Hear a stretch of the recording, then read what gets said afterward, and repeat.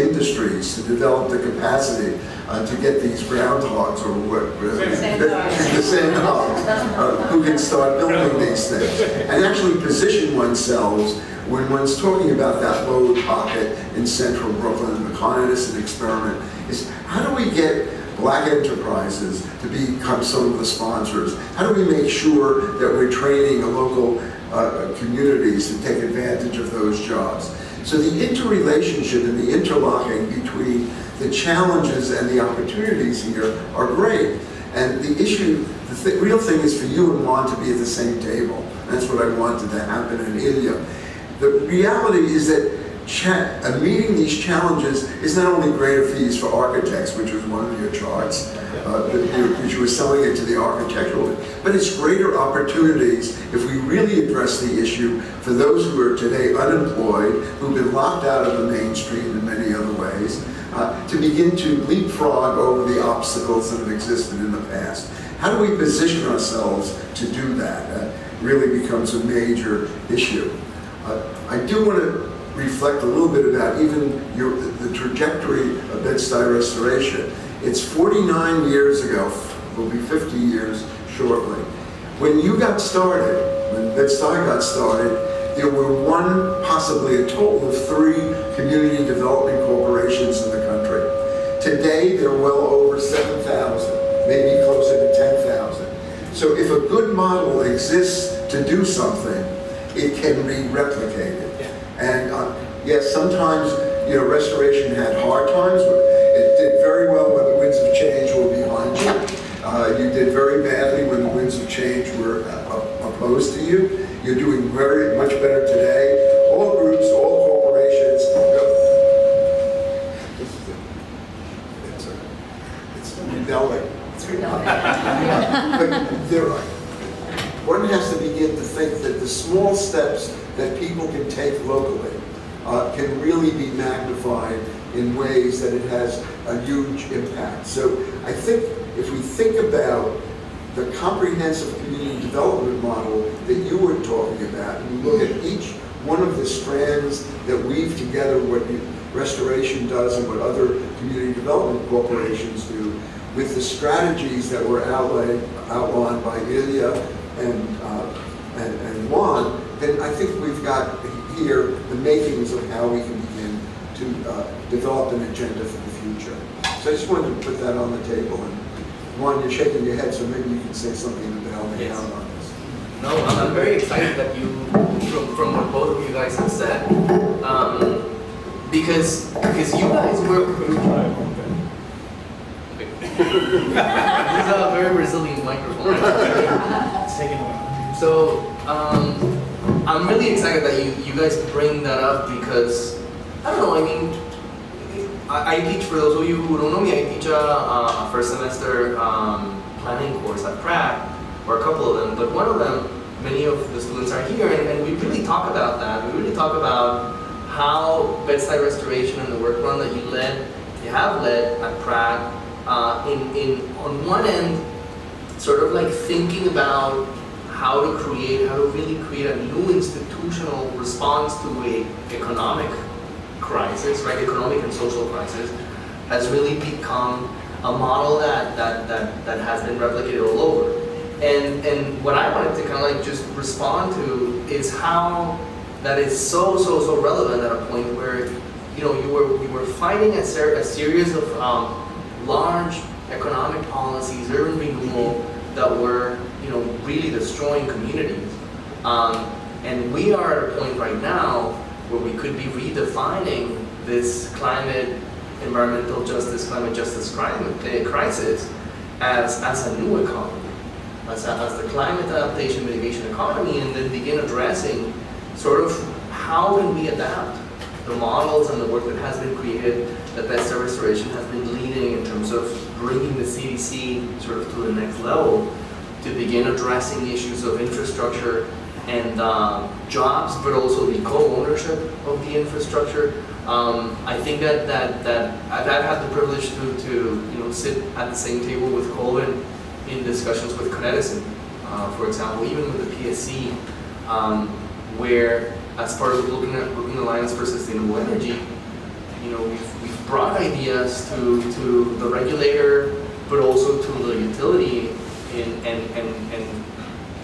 terms of, okay, how can we make sure that while we improve the infrastructure, we can not just generate jobs, but also revenue for these communities. And the numbers are beginning to, really sort of match at a point where there's interest, but also where the feasibility of the business opportunity is also beginning to sort of like evolve. And so I think that this is a really exciting point in the discussion. And I'm so glad that you bring up sort of like the historical roots and the pillars of that conversation, because I think that that's how we should be thinking about it. Okay.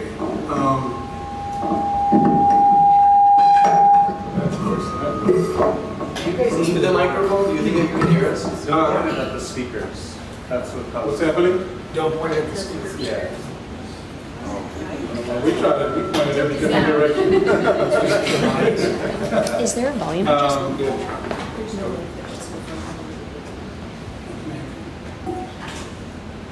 Go first, hold on, please be quiet.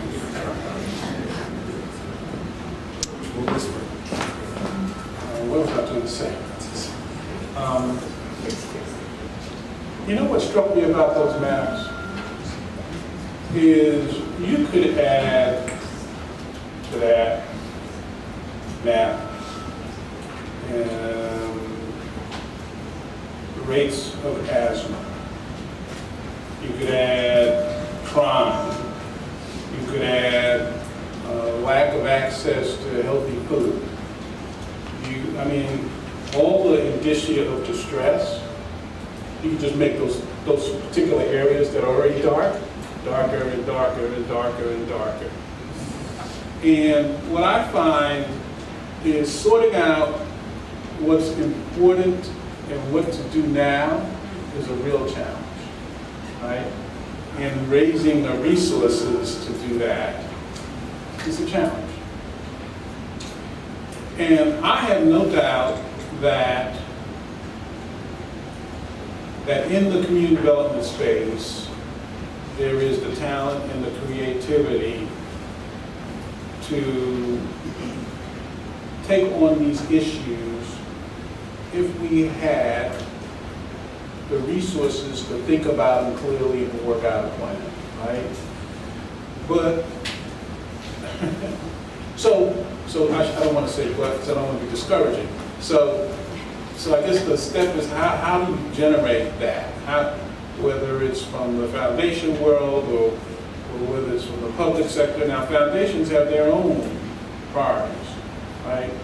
And trying to get your priority to be their priority is not always the easiest thing to do. The public sector, there's some challenges there. Talking to Con Ed has been an interesting experience because there's a real sense of marginalization when you speak with them. Like it's like, what are you all talking about? I don't ever say that, but you can feel it. And they're our friends. Con Ed has been really good to us on other things. So I don't want this to sound like one big excuse, but I will say that the opportunity is clearly there. It's a question of, in my view, putting together the resources so you have a thoughtful game plan. Unfortunately, the nonprofit business right now is highly risky, right? And the tolerance for, I don't want to say tolerance for mistakes, but I'm going to say the tolerance for mistakes, or the tolerance for experimentation even, is not there except for the biggest and most credible ones. And what do I mean? Like, I'm on the board of LIST, right? I actually think there's a space. LIST has an opportunity to do things like this because they're given a lot of space to experiment. And people see them as having the infrastructure to do R&D and to make mistakes. They're very well capitalized. The mistake's not going to hurt them as much as it will hurt a community-based organization. So I think it's, in my view, getting the resources to places like restoration. We've been thinking about how to grow our weatherization program and make it more meaningful for years, but the people that we would go to for funding of it, it's not on their radar to do that. So, You know, the one thing I wanted to say before, but I didn't, was that the day that that article that I referred to at the very beginning came out in the New York Times about climate change moving a lot faster than the scientists thought, was also the day that the terrorists hit Brussels. And there was an article, I think it was written, there was an op-ed piece in the New York Times that pointed out that the greater threat to Brussels is within 2 decades being totally obliterated by sea level rise, as opposed to, the terrorist attack which took place that one day. And one is obviously a dramatic and terrible event. I mean, in no way belittling the events that took place there. But when you look at the numbers of people you pointed out that die every day due to climate-related activities activity, and the number of people that are taken by terrorism, it pales. And yet we think of one as being an immediate danger. Something's going to happen in the near future, whether it's another Sandy or something like that, that is going to change the way the foundations and even our intolerable government begins to think about. I'm talking about Washington, the Congress at this point in time. I remember sitting in this room a year or two ago when Damaris Reyes from Goals was offered by one of our faculty members to do a study about storm, how to be prepared for the next storm. And she said, I can't do it because we have other things on our plate. A month later, Sandy hit, and it became the only thing I had to do. So somehow we've got to do, I'm not contradicting you, but somehow we've got to shake up the foundation world and the state to give the community organizations as part of the agenda that you're talking about on Monday and Tuesday, the resources by which they can get the research and development and the organizational capacity to respond to these kinds of opportunities and also these kinds of threats. Because Colvin's absolutely right. There is no tolerance. There is no resources that are given to communities to be able to position themselves. on the other hand, I just want to make clear, I'm not saying that there's not a compelling case here to be made. I do believe there is. We just have to find the right benefactor, because what I'm impressed by is the interconnectivity, which is a theme that runs through both of your presentations. So this done right is a vehicle to lift people, right? There's no question about it. And so the argument is there. And I think putting together a persuasive, concrete, feasible, measurable, you know, all the things you got to go through now. Time, that has concrete milestones, all the things that they want from us, because it's other people's money. You know, it'd be different if we could self-fund R&D. It'd be different. We can't, so that's a challenge. Can I just have a super quick comment just to go on that, which is that I'm a strong believer that the state has a responsibility to commit and should commit to make sure that the resources are distributed equally and that all vulnerable communities receive a comparable level of attention to address their needs. But I do want to kind of like emphasize, and kind of like this is really something super valuable that both of you said, which is that I think that what Bed-Stuy Restoration, Ron, and everyone else who worked on at that point together on envisioning what is now today an international model, created the institutional innovation required for the communities to govern that transition. And I feel that that's kind of like it's a critical point for us to build upon. Because from a political economy point of view, it's great to really increase the efficiency of the buildings and increase renewables, but if people don't have access to that technology right now, chances are accessing that technology 10, 20, 30 years from now is going to be much more expensive. which will exacerbate sort of the boundaries that we're trying to really sort of go beyond. Well, I know we want to go on to the questions, but we are in the middle of this disturbance. It wasn't Sandy started, Sandy stopped. The disturbance that I'm trying to lay out, the larger climate change model, but that disturbance is social, it's economic. This idea of resources, so we're talking about the billions of dollars for New York City, drop in the bucket. If you look at Tohoku, Japan, they're funding the regional recovery at $65 billion a year, 5 years solid. I'm working over there with their local governments. They say that they are going to stop at $500 billion equivalent to make safe, adapt, and make these communities whole again. They are not throwing out a little bit of money and hoping that private industry comes in and fills the gap.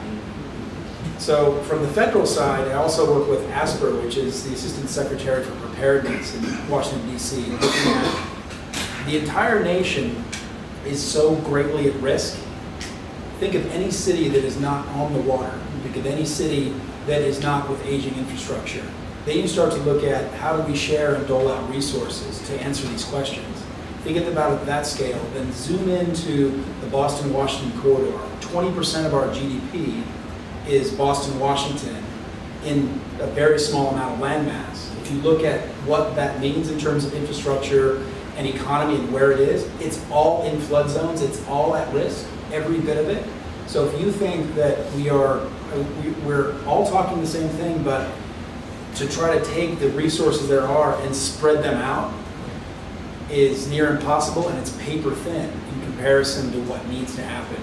So if we look at what's really successful, I think it is the idea of doing this urban acupuncture, which has been discussed with RAMP and these great models, and to really find these places where the mercurial point of doing something great in one place affects the next 10, and the next 10, the next 10. That's why I focus on interconnectivity. You can't raise all boats at once. If I raise this boat that's attached to the next 10, that's attached to the next 10 each, we raise all boats. And that is what we really need to look at. This idea of resource, the resource is so tight when it comes to that side of it. But then back to the idea of disturbance. We are in a disturbance where I agree with you. This idea of sloughing off how we do things, make things, and economy is completely changing. And you see it in little pieces, but if you really look at it broadly and are following news feeds instead of looking at popular culture, but looking at truly what's happening, you're seeing the changes going so fast, you can't keep track of it. But it's profound. It's profound change economically all across the world about how people are engaging. Divestment into fossil fuel economy is just one tiny piece that is a real great soundbite. But what people are investing in, how they're trying to make money, micro loans from banks, raising capital and construction in Africa and all across the world in a really profound way. If you really look at that kind of change, that's the change that's going on. How do we capitalize on that or make new pathways? So I like this idea of what is the new economy, how do we engage it, how do we jumpstart it? How do we jumpstart it with the person with the best idea? And what does the capital mean in the 21st century instead of dollars? What is the capital? What is the capital that people will take a risk on to make that happen? That's what is fascinating to me. So we see it going on. And I agree with you, the technologies are there. How do we get our hands on it? It's always been the thing of will and money. We can have 100% renewable energy in this country. It's just a matter of will and money. And then you look at the other side of the aisle, we're fighting against it because we are Con Edison, by the way, Con Edison too, they're friends, but they want to make money. They want to make money on selling you energy. So if you want to retrofit to 100% renewable, they lose money. So look at Hawaii. Hawaii, their economy for their infrastructure began to fail because everybody was mandated to put renewable. So you have solar panels and electric cars. The power authority failed. So they had to be subsidized by the states. You still have to pay taxes on power you don't buy. That's Hawaii. But they're super successful because their carbon footprint is small. So we are in that disturbance where the old economy, the old way of doing things is being supplanted, and there are going to be casualties. We're seeing them today. So how do we capitalize on that for everybody at risk? We can't for everybody at risk, but if we are very focused and we understand what will raise boat by boat by boat in a mercurial way, the sort of way of bringing it up, we're in good shape. And I think that's why I'm so involved in this with state, federal, and local authority to get that message out. So when I put it up about architects, we recognize we can make an impact, but we are insufficient in our skill set to do so at the moment.